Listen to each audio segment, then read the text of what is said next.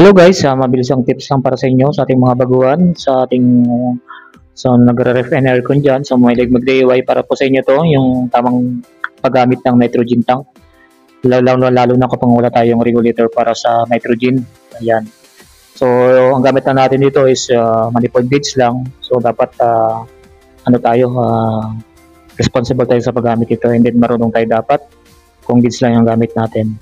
So, ang gagawin natin dyan mga paps, make sure natin na naka-open yung mga bulb natin dun sa ating unit, and then dun sa ating manifold gauge. Dapat naka-open yan bago natin bubuksan yung bulb ng ating nitrogen tank. Ayan. Ang unahin natin bubuksan mga paps is yung nasa high side natin. Kasi medyo mataas yung pressure ng high side natin kaysa para dun sa low side. Ayan. Make sure na natin na naka-on yan bago natin i-on yung bulb ng nitrogen. So yan, para iwas tayo masira yung gauge natin, and then maputukan tayo ng hose or maputukan tayo ng tubo ng ating system mga paps.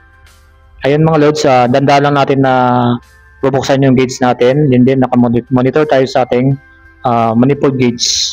And then pagkapag tapos okay na yung mga pressure natin paps nung gusto natin kung ilang PSI. So, saka natin i-off yung bulb ng nitrogen tank. So, huwag tayo mag-off dun sa mismong gauge. So, yun lang guys. Thanks for watching. Follow and share.